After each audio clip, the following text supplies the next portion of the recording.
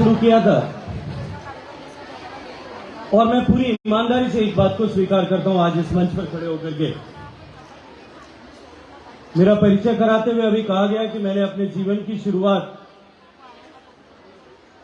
छात्र राजनीति से की है। छात्र संघ के अध्यक्ष के रूप में पहला चुनाव मेरे जीवन का पहला अध्याय था और तब से लेकर के विद्यार्थी परिषद का कार्यकर्ता होने के नाते और उसके अतिरिक्त भी क्योंकि युवाओं के साथ निरंतर जुड़ाव रहा है। 1992 से लेकर के 2023 तक इस 30-31 साल के सफर में कम से कम 100 बार ऐसा हुआ होगा कि मुझे छात्र संघ के कार्यक्रम में या किसी विश्वविद्यालय या कॉलेज के कार्यक्रम में जाने का अवसर मिला होगा और उस 100 बार में से निर्विवाद रूप से मैं आज आप सबके सामने एक बात कहता हूं और आप सबका इसके लिए अभिनंदन करना चाहता हूं कि ये कहने में मुझे तनिक भी संकोच नहीं है कि मुझसे लेकर के अब तक जितने विश्वविद्यालय या महाविद्यालय के कार्यक्रमों में अध्यक्षों का मैंने भाषण सुना है, नए चुने हुए अध्यक्ष का इतना कॉन्फिडेंस के साथ में दिया हुआ भाषण मैंने पहली बार देखा है। मैं उसके लिए मानसी को बहुत सारी बधाई और शुभकामनाएं देता हूं और अपनी बात शुरू करूं उससे पहले उस साहसी मां के श्री चरणों में मैं प्रणाम निवेदन करना चाहता हूं।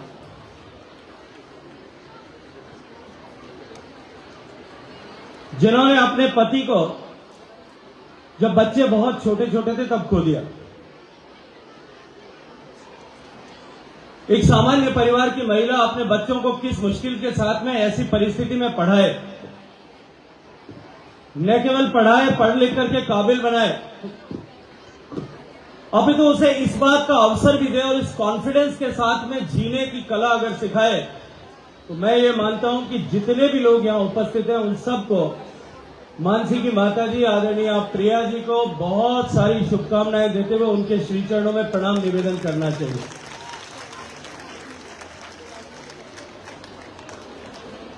मैं आप सबसे आग्रह के साथ में एक बात अपनी बात शुरू करने से पहले कहना चाहता हूं और मैं एक चीज देखना चाहता हूं। जिसको भगवान ने 2 हाथ दिए, मैं देखूं तो सही कि महारानी कॉलेज में कितने लोगों को भगवान ने 2 हाथ दिए, वो सब अपने दोनों हाथ खड़े करिए, मुट्ठी बंद करिए और संकल्प की मुट्ठी बंद करके कि हम भारत को बदल करके रहेंगे और फिर नारा लगाइए, भारत माता की, भारत माता की। छात्र संघ के उद्घाटन के अवसर पर आयोजित आज इस कार्यक्रम में मंच पर उपस्थित इस विश्वविद्यालय परिवार के मुखिया, राजस्थान विश्वविद्यालय के माननीय कुलपति आदरणीय प्रोफेसर राजीव जैन जी, मंच पर उपस्थित जिनका मार्गदर्शन हम सबको अभी मिला राष्ट्र के निर्माण के लिए, व्यक्ति के निर्माण से समाज का निर्माण और समाज के निर्माण से देश का उत्थान, इस महत्वपूर्ण लक्ष्य को लेकर के अपना जीवन समर्पित करने वाले, अभी परिचय कराते हुए कहा गया कि उन्होंने रुड़की से आईआईटी किया। यहां जो साइंस फ्रेटर्निटी के जितने बच्चे बैठे होंगे उनमें से बहुत सारे लोगों ने एस्पायर किया होगा, बहुत सारे लोगों ने परिश्रम किया होगा कि मैं भी जेईई का एग्जाम क्लियर करूं और आईआईटी में चला जाऊं। लेकिन एक बच्चा पढ़ करके आईआईटी पास का एग्जाम क्लियर करे, बीटेक करे और एमटेक करे और उसके बाद में अपने जीवन को देश निर्माण के लिए, राष्ट्र निर्माण के लिए समर्पित कर दे, ऐसे आदरणीय शैलेंद्र जी भाई साहब, मैं आप सबसे आग्रह करूंगा कि जोरदार तालियों के साथ में भाई साहब का स्वागत और सम्मान करना चाहिए। मंच पर उपस्थित आदरणीय रामलाल जी मेरे छोटे भाई हैं। इन्होंने 2-3 बार कहा है, इन्होंने अपनी बात कहते हुए कहा कि मैं साइकोलॉजी का स्टूडेंट। मैंने साइकोलॉजी प्रत्यक्ष रूप से वैसे मेरे डायरेक्ट सब्जेक्ट में नहीं था, लेकिन एज एन एडिशनल सब्जेक्ट मैंने साइकोलॉजी को अंडरग्रेड लेवल पे पढ़ा। रामलाल जी ने कहा कि मैं 23 साल बाद में महारानी कॉलेज में आने का अवसर मुझे मिला है और 2-3 बार उन्होंने इस बात को अपने भाषण के समय में दोहराया। मैं साइकोलॉजी का विद्यार्थी होने के नाते इनकी साइकोलॉजिकल व्यथा को समझ सकता हूं, इनके दर्द को समझ सकता हूं, क्योंकि मैं जानता हूं छात्र राजनीति और यूनिवर्सिटी से आने के कारण से कि यहां बहुत सारे लोग बैठे होंगे, पीछे भी बहुत सारे लोग घूम रहे होंगे, जिनके लिए आज बहुत इंतजार के बाद में एक सुनहरा सूरज उगा होगा कि महारानी कॉलेज में आने का उनको अवसर मिला होगा। जो बहुत सारे ऐसे लोग होंगे शायद गेट पे खड़े रह करके देखते होंगे, आज इस कॉलेज के फंक्शन में उन सबको कॉलेज के अंदर आने का मौका मिला है कि रामलाल जी ने भी कई दिन तक इंतजार किया था, उसके बाद अवसर मिला और अब 23 साल बाद में सुनहरी स्मृतियां इनकी ताजा हुई। मुझे लगता है कि वो मक्की जो आपके चारों तरफ घूम रही थी वो भी कोई आपकी स्मृतियों के अवशेष के रूप में घूम रही थी। मेरे छोटे भाई रामलाल जी, आदरणीय प्राचार्य श्रीमती प्रोफेसर मुक्ता अग्रवाल जी, आदरणीय वीरपाल सिंह जी, आदरणीय महावीर कटारिया जी, आदरणीय घनश्याम मीना जी, मेरे छोटे भाई और इस कार्यक्रम के सूत्रधार आदरणीय संजय माचेड़ी जी, और मैं बहुत सारी शुभकामनाएं देना चाहता हूं छोटी बहन मानसी वर्मा जी को और उनकी टीम में कपिशा जी, ज्योति राठौड़ जी और शहनाज बानो जी। ये आपके जीवन का स्वर्णिम युग बनेगा। इस दृष्टिकोण से आपको इस समय में इस 1 साल के कालखंड में काम करना चाहिए। इस कार्यक्रम में उपस्थित महारानी कॉलेज परिवार के सभी सदस्यगण, और जब मैं परिवार कहता हूं तो महारानी कॉलेज के परिवार में सबसे पहला नाम, और मैं जिस किसी के भी मन में ये सोच आया होगा, यदि मानसी ने किया है या उनकी टीचर्स ने सजेस्ट किया है, आदरणीय रजनी जी का जिस तरह से सम्मान किया गया, उस सम्मान का अभिनंदन करते हुए उस परिवार के नाम की श्रृंखला को मैं रजनी जी के स्वर्ण से नाम से करना चाहता हूं। मैं देख रहा था मंच पर बैठे हुए जब सम्मान किया गया और उसके बाद में जब वो वहां जाकर के अपनी सहकर्मियों के साथ में खड़ी हुई, खुशी के आंसू और जो सम्मान उन्हें मिला, उस सम्मान की प्रतिकृति के रूप में जो भावनाएं उनके मन से उत्सर्जित हो रही थी, वो मेरे लिए एक अत्यंत प्रेरणा का विषय था। मैं मानसी को इस अनुपम पहल के लिए बधाई देने के साथ साथ में यहां उपस्थित इस महाविद्यालय परिवार के सभी सपोर्ट स्टाफ, सारा मैनेजमेंट स्टाफ, एडमिनिस्ट्रेटिव स्टाफ, सारे फैकल्टी मेंबर्स, सारे रिसर्च स्कॉलर्स, स्टूडेंट्स और यहां उपस्थित चाहे सीमित संख्या में होंगे सारे स्टूडेंट्स के पेरेंट्स, आप सबका अभिनंदन करते हुए मानसी जी को इस बात के लिए बधाई देना चाहता हूं, धन्यवाद आने का अवसर प्रदान किया और इस महाविद्यालय के परिसर में आकर के अपने पुराने दिनों को स्मरण करने का भी मौका दिया। मैं ईमानदारी से जानता हूं, क्योंकि मैं छात्र राजनीति से आता हूं, कि छात्र संघ के कार्यालय में सबसे मुश्किल काम जो होता है छात्रों के लिए, स्टूडेंट्स के लिए, वो होता है आने वाले अतिथियों के भाषण को सुनना, जैसे रामलाल जी ने अभी कहा। तो मैं बहुत लंबा चौड़ा आप लोगों को किसी भी तरह का ज्ञान नहीं देने वाला हूं, छोटी मोटी बातें आपस में खुल करके कुछ कर ले। मैं आपसे एक बात पूछना चाहता हूं अपनी बात शुरू करने से पहले। अभी विद्यार्थी परिषद का एक कार्यक्रम था, उस कार्यक्रम में बात करते करते मेरे मन में एक विचार आया, मैंने वहां कुछ विषय रखा था, वहीं से आज अपने भाषण की शुरुआत करते हैं। हम हिंदुस्तान के लोग गेम को फॉलो करते हैं। किस गेम को फॉलो करते हैं? जोर से बोलो तो मुझे पता चले। क्रिकेट को फॉलो करते। और हम जब क्रिकेट को फॉलो करते हैं तो क्रिकेट में दुनिया का सबसे ज्यादा देखे जाने वाला मैच कौन सा होता है? हिंदुस्तान और पाकिस्तान के बीच में जो मैच है। अगर हिंदुस्तान और पाकिस्तान के बीच में मैच हो रहा है और वो भी मैच अगर वर्ल्ड कप का फाइनल हो और फाइनल में भी अगर T20 का फाइनल हो, उससे ज्यादा इंटरेस्टिंग मैच हमारे हिंदुस्तानियों के लिए कोई हो सकता है क्या? चलिए हम उस मैच का एक बार पिक्चराइजेशन में आपके सामने करते। हिंदुस्तान और पाकिस्तान का फाइनल मैच हो रहा है, T20 का मैच है। टॉस के बाद में पाकिस्तान ने टॉस जीत करके पहले बल्लेबाजी करना ऑप्ट किया। बल्लेबाजी करते हुए पाकिस्तान के बैट्समैन सभी लोगों ने खेला और कल्पना कीजिए कि उन्होंने 200 रन का टारगेट जो है भारत को दिया। टी ब्रेक के बाद में भारत की बैटिंग ऑर्डर शुरू हुआ है और शुरू होकर के जब आखिरी ओवर की 4 गेंद बाकी बची उस समय तक भारत का स्कोर जो है 196 रन बना है और तब तक भारत के कल्पना कीजिए कि भारत के 9 बैट्समैन जो है वो आउट हो चुके हैं। आखिरी खिलाड़ी के रूप में जो है खेलने वाला बॉलर वो स्ट्राइकिंग एंड पर खड़ा है और नॉन स्ट्राइकिंग एंड पर विराट कोहली खड़े। भारत में मैच हो रहा है मोटेरा स्टेडियम में, 1 लाख से ज्यादा स्टेडियम की कैपेसिटी है और उस स्टेडियम में जो लोग बैठे हैं उनकी मनस्थिति, परिस्थिति, मानसिक स्थिति कैसी होगी। जितने लोग बैठे होंगे जब बॉलर फॉलो थ्रू में जाएगा, बॉल फेंकने के लिए खड़ा होगा, पेस बॉलर है, तेज गति से गेंद फेंकता है। शोएब अख्तर दुनिया का सबसे तेज गेंदबाज है। वो बॉल फेंकने के लिए फॉलो थ्रू में आकर के जब खड़ा होगा तो जो बैटिंग ऑर्डर पर खड़ा है आखिरी खिलाड़ी, उसका कलेजा धक धक कर रहा होगा कि नहीं कर रहा होगा? जोर जोर से उसका कलेजा धक धक कर रहा होगा क्योंकि उसको पता है कि इतनी तेज गति से गेंद आएगी, वो कहां से निकलेगी मुझे पता भी नहीं चलेगा।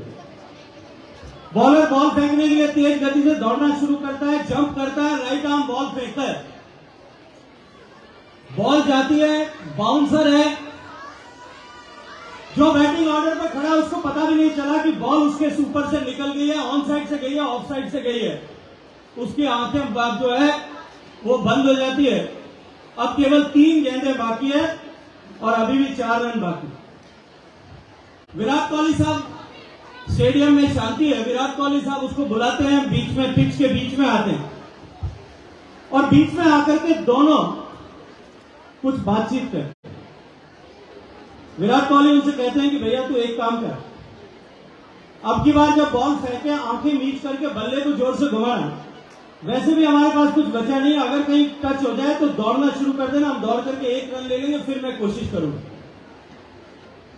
फिर बॉलर बॉल जो है फेंकने के लिए आता है। जैसा कैप्टन ने कहा था वो आंख मीच करके अपना बल्ला घुमाते हैं, बल्ला कहीं टच होता है कि नहीं होता, लेकिन वो दौड़ना शुरू करते हैं। दौड़ करके हाफते हाफते दोनों 1 रन पूरा कर लेते। पूरे स्टेडियम में एक बार खुशी का माहौल होगा, तालियां बज रही होगी, लोग भारत माता की जय बोलने लगे। जो घर पे बैठ करके मैच खड़े देख रहे होंगे वो भी शायद खड़े हो जाएंगे, टीवी के सामने खड़े होकर के जोर जोर से सोफे पे से उतर करके और एक बार जंप लगाने लग गए। अब 2 गेंदें बाकी है और रन कितने बाकी है? 3 रन अभी भी बाकी है। सेकंड लास्ट बॉल फेंकने के लिए वापस बॉलर जो है वो अपनी पोजीशन पे आ गया है। बॉल को जोर जोर से अपनी पैंट पर रगड़ रहा है और पूरी ताकत के साथ में बॉल फेंकने के लिए आगे बढ़ता है। इतनी लो होकर के बॉल निकलती है ऑन साइड से कि विराट कोहली साहब भी उसको नहीं खेल पाते। एक बार फिर स्टेडियम में पूरी संपूर्ण शांति का दौर चल रहा है। आजकल जो है माइक्रोफोन्स बहुत स्ट्रांग हो गए हैं भाई साहब। मंच के पीछे जो विकेट लगी होती है उस विकेट में जो कैमरा और माइक्रोफोन लगा होता है उसमें, क्योंकि उसकी आवाज को भी कैच करते हैं कि बॉल टच होके गई है कि नहीं गई है, उसकी आवाज को भी रिकॉर्ड होती है। उसकी आवाज जो है उसमें विराट कोहली की धक-धक जो हो रही है वो पूरे स्टेडियम में सुनती है, धक धक धक। अब आखिरी गेंद बची है। हिंदुस्तान के करोड़ों लोग चाहे देश में कहीं भी रह रहे होंगे, घर पे मैच देख रहे होंगे, टीवी में देख रहे होंगे, कहीं चौराहे पे खड़े होकर के देख रहे होंगे, मोबाइल पे देख रहे होंगे, मोबाइल पर सुन रहे होंगे, कार में चलते हुए एफएम रेडियो पर सुन रहे होंगे, या स्टेडियम में बैठ करके मैच देख रहे होंगे। सब लोग एक टक लगा करके विराट कोहली की तरफ देख रहे होंगे। देखेंगे कि नहीं देखेंगे? सब लोग उसकी तरफ देख रहे होंगे। बॉलर बॉल फेंकने के लिए दौड़ना शुरू करता है, पूरी ताकत के साथ बॉल फेंकता है, बॉल थोड़ा राइज होती है, विराट कोहली उसको हेलीकॉप्टर शॉट लगाते हैं और बॉल जो है स्टेडियम के भी बाहर जाकर के गिरती है। 6 रन हो गए। उस समय देवाजो स्टेडियम में कैसा माहौल होगा? पूरे स्टेडियम में जोरदार से आवाज हो रही होगी, पूरे स्टेडियम में हल्ला होगा, घर पे भी लोग जोर जोर से हल्ला मचा रहे होंगे। लोग सड़क पर खड़े होंगे उन्होंने सड़क पर भंगड़ा करना शुरू कर दिया होगा। विराट कोहली ने एक हाथ में बल्ला लिया होगा, दूसरे हाथ में विकेट लिया होगा और पूरी ताकत के साथ में उन्होंने दौड़ना शुरू किया होगा। पीछे जो टेलेंडर उनके साथ में क्रीज पर था वो पीछे दौड़ रहा होगा। टेबल पर से लुट करके भारत के सारे प्लेयर्स दौड़ रहे होंगे। सचिन जो सौरभ गांगुली ने अपना टी शर्ट उतार करके हवा में लहरा करके फेंक दिया होगा। जो लोग घर पे हाथ में पकोड़ा खा करके इंतजार कर रहे थे पकोड़ा लेकर के, वो भी इंतजार कर रहे, वो भी जो है उस पकोड़े को भूल करके डांस करने लगे होंगे। पूरे स्टेडियम में खुशी का माहौल होगा, देश में पटाखे चलने लगे होंगे। तब अगर कोई आकर के ये पूछे कि इस जीत के लिए, भारत को जिताने के लिए सबसे बड़ा अधिकारी कौन है, तो आप उसका क्या जवाब देंगे? निश्चित रूप से आप कहेंगे कि विराट कोहली जो है वो इसके अधिकारी, कि उन्होंने हिंदुस्तान को जिता दिया। जैसे ही विराट कोहली के नाम आएगा तो जो टेलेंडर बैट्समैन था वो कहेगा भाई साहब, चाहे आपकी बात मान करके मैंने आज जो है बल्ला घुमाया था, लेकिन अगर मैंने टच नहीं किया होता, मैंने एक रन नहीं लिया होता, तो हिंदुस्तान नहीं जीत सकता। जब वो कहेंगे तो शायद कोई बॉलर ये कहेगा कि मैंने पाकिस्तान का अगर 3 विकेट नहीं लिए थे, तो शायद पाकिस्तान जो है वो पाकिस्तान 10, 20, 50, इनको खड़े रहने को भाई, बैठने के लिए नहीं कहना चाहिए। देखो इनका नहीं तो इनको बैठने की उम्र है, न बैठने का समय और न इनको बैठना ही चाहिए, इसलिए इनको सबको खड़े ही रहना चाहिए। मेरा आग्रह है कि इनको बैठने के लिए आप न कहें। अभी देश को बनाने के लिए, देश को आगे बढ़ाने के लिए, भारत को विकसित भारत बनाने के लिए इस युवा पीढ़ी को खड़े रह करके निरंतर परिश्रम करने की आवश्यकता है।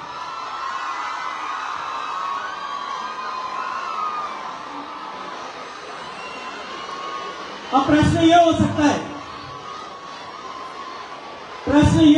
है, कि वो जो खिलाड़ी खेल रहे हैं वो ये कहेंगे कि शायद हमने जो है भारत इसलिए जीत पाया कि मैंने ठीक से विकेट लिए थे। फील्डर ये कहेगा कि मैंने ठीक से फील्डिंग की थी इसलिए भारत जीत पाया। शायद उनमें से कुछ लोग जो फिजियोथेरेपिस्ट होगा वो भी कहेगा कि मैंने, कोई शेर या भालू आ गया है?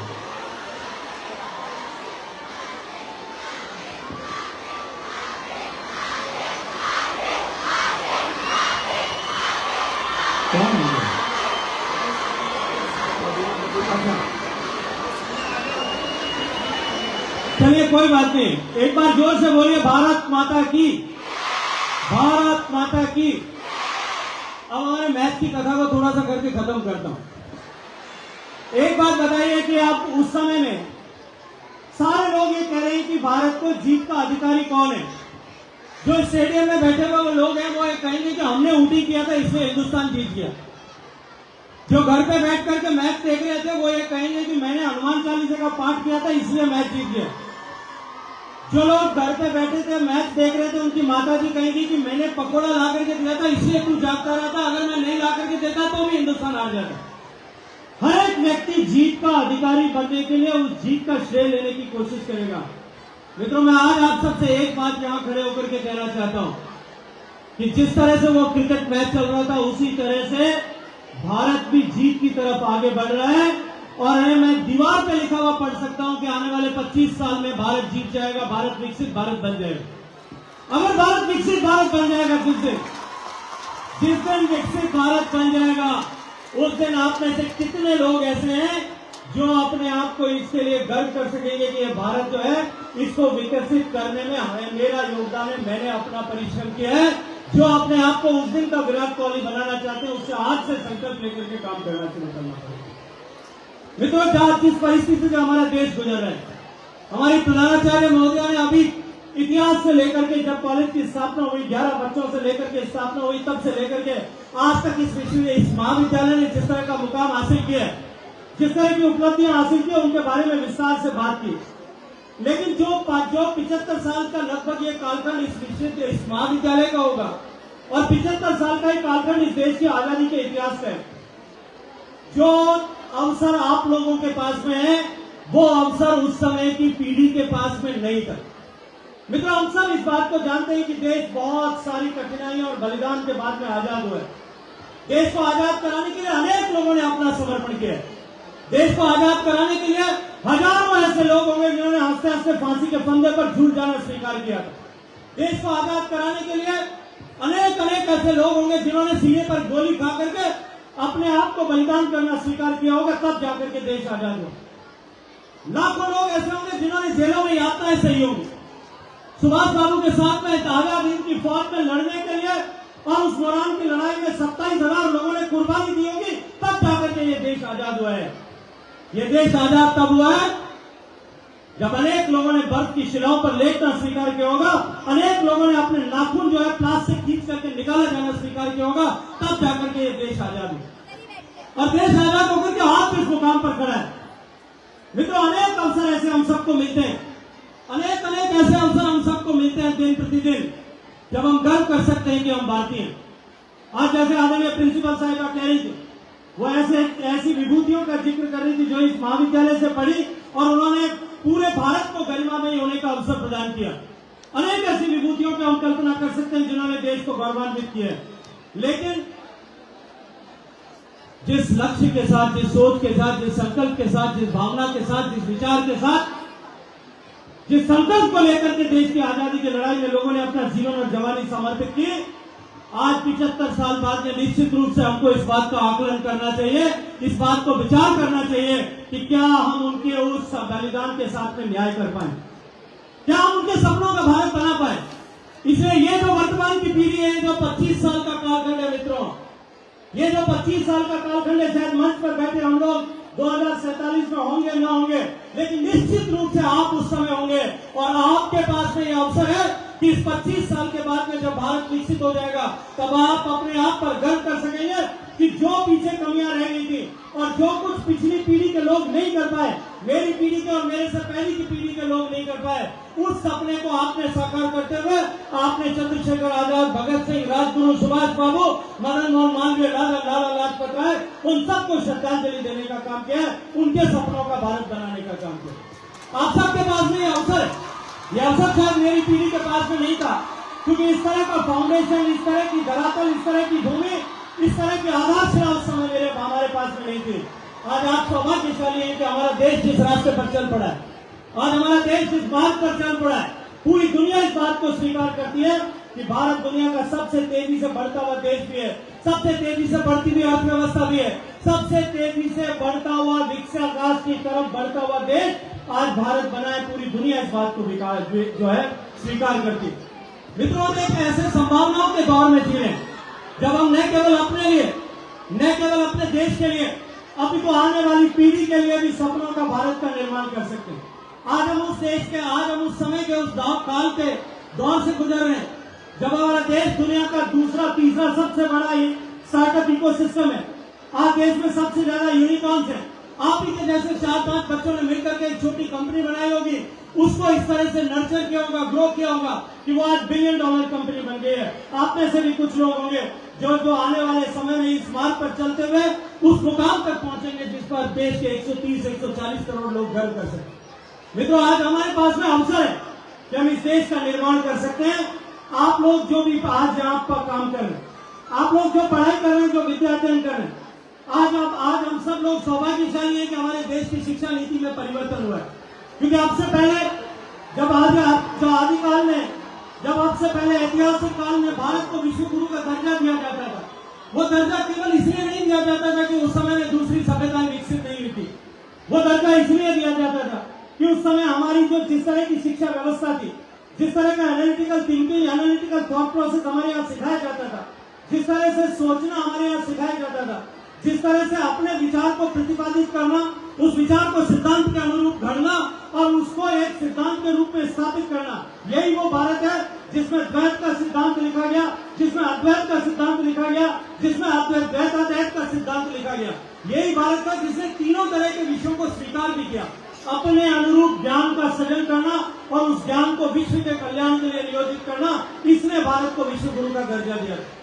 मित्रों, लेकिन कालांतर में ऐसी परिस्थितियां आई, गुलामी के पहले आक्रांतों ने हमारी शिक्षण व्यवस्था को नष्ट किया और बाद में गुलामी के उस बेड़ियों में जकड़ करके केवल सरकार और कॉलोनियल गवर्नमेंट के लिए, ब्रिटिश हुकूमत के लिए अनुकूल विद्यार्थी युवा कैसे खड़े कर सकते हैं, इस तरह की शिक्षा पद्धति भारत में आई। लेकिन हम सौभाग्यशाली हैं कि देश को नई शिक्षा पद्धति, भारत के लिए अनुकूल भारत की शिक्षा पद्धति आदरणीय प्रधानमंत्री नरेंद्र मोदी जी ने 2020 में दी।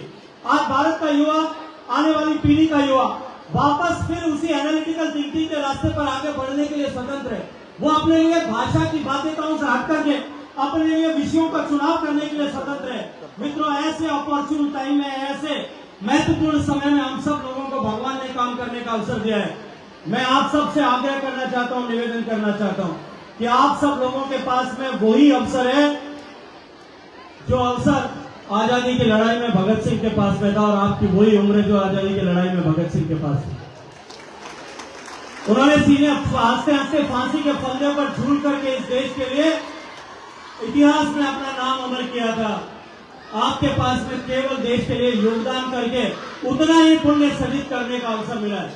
मैं आप सब लोगों से एक बात के लिए आग्रह करना चाहता हूं कि जो लोग ये स्वीकार करते हैं, जो लोग ये मानते हैं कि हम इस देश को बदलना चाहते हैं, इस देश के बदलाव के वाहक बनना चाहते हैं, जो लोग इस बात को स्वीकार करते हैं कि चाहे कुछ भी होगा, मैं अपने जीवन को इस देश को बदलने के लिए, इस देश को निर्माण करने के लिए जिस किसी भी भूमिका को मैंने अपने आप के लिए स्वीकार किया है, चाहे मैं खेल में जगत में जाना चाहता हूँ, मैं शिक्षा के जगत में जाना चाहता हूँ, चाहे आपने तय किया होगा कि आप चाहती होंगी कि मैं भारत की सेना में जाकर के सेवा करूं। अभी मैं मानसी से बात कर रहा था, इन्होंने कहा मेरा बहुत मन है कि मैं फौज में जाऊं, लेकिन मेरी माँ उनको मुझे अलाउ नहीं करती। मैंने इनसे कहा कि मैं आपकी माता जी से बात करूंगा कि देश में अगर सबसे ज्यादा डिग्निटी फॉर द वुमन अगर कहीं है तो वो सेना में महिला का सम्मान कहीं है। मेरे घर में आधे से ज्यादा लोग फौज के अफसर, और मैं आपको जिम्मेदारी से एक बात कहता हूं, जो मैंने देखा है, मैंने प्रत्यक्ष रूप से देखा है। फौज में अगर भाई साहब जनरल अफसर कमांडिंग जीओसी खड़ा होगा, और अगर एक लेडी अफसर, जूनियर मोस्ट अफसर भी अगर खड़ी होगी, अफसर मैच में डिनर हो रहा होगा, तो जूनियर मोस्ट लेडी अफसर को पहले प्लेट उठा करके भोजन करने का अधिकार है, और वो पहले बाहर निकलेगी, उसके बाद में जीओसी जा सकते हैं, नहीं जा सकते। इसलिए इतने सम्मान के साथ में काम करने के अवसर से आप क्यों उनको रोकना चाहते हैं। लेकिन मैं आपसे एक निवेदन करूंगा कि आप लोग अपने जीवन में जिस किसी भी क्षेत्र का चुनाव करें, खेल का चुनाव करें, सेवा का चुनाव करें, सेना का चुनाव करें, सरकारी सेवा का चुनाव करें, व्यापार और व्यवसाय का चुनाव करें, वैज्ञानिक बनने का चुनाव करें, विविधताओं से भरे हुए इस क्षेत्र में फैशन डिजाइनर बनेंगे, इंटीरियर डिजाइनर बनेंगे, आर्ट डिजाइनर बनेंगे, शायद इससे आगे की भी किसी विधा में जाकर के अपने लिए चुनाव करेंगे। लेकिन जो कुछ भी करें, जहां कहीं भी काम करें, केवल और केवल एक संकल्प और एक भाव हमारे मन में होना चाहिए, और देश के 130 करोड़ लोगों के मन में यदि वो संकल्प और भाव है तो इस देश को विकसित होने से कोई नहीं रोक सकता। विकसित होना निश्चित रूप से अवश्यंभावी है, इनएविटेबल है। हम उसके समय को कम कर सकते हैं। हम 2047 से पहले इस संकल्प के साथ में काम करें कि हम 2047 तक का भी इंतजार नहीं करेंगे। 2047 तक भारत को समृद्ध, समर्थ, सशक्त भारत बना करके छोड़ेंगे। इस संकल्प के साथ में यदि आप जीना चाहते हैं तो एक बार फिर अपनी दोनों हाथ उठाइए, मुट्ठियां बंद करिए, और ये तय करिए कि आज से लेकर के हम हमेशा हमेशा अपने जीवन का एक भी अणु और अपने मन का एक भी पवित्र भाव इस देश के विकास से नहीं बचा करके रखेंगे। ये संकल्प करिए और पूरी ताकत से बोलिए, भारत माता की, भारत माता की। मानसी को, इनकी सारी टीम को बहुत सारी बधाई देते हुए, ये जीवन का ऐसा सुनहरा अवसर है, ये एक ऐसा समय है कि जिस समय के एक एक क्षण का उपयोग किया जाना चाहिए। छात्र संघ के अध्यक्ष का कार्यकाल बहुत छोटा होता है। एक सांसद होने के नाते मुझे 5 साल मिलते हैं, लेकिन छात्र संघ के अध्यक्ष को कुल मिलाकर के काम करने के लिए 1 साल कहने का विषय है। कुल मिलाकर के 100 दिन मिलते हैं। उस 100 दिन में मानसी आप लोग इतनी लंबी लाइन खींच करके जाना कि आने वाले 20, 25, 30 साल तक इस महारानी कॉलेज में जब छात्र संघ के बारे में चर्चा हो और छात्र संघ के बारे में तुलना की जाए, इस छात्र संघ ने किस तरह से काम किया है, तो उसकी तुलना मानसी और उनकी टीम, कपिशा जी, ज्योति जी और शहनाज बानो जी, उनकी टीम ने जिस तरह से काम किया वो एक बेंचमार्क बने। ऐसी शुभकामनाओं के साथ में आप सबका अभिनंदन। जय हिंद।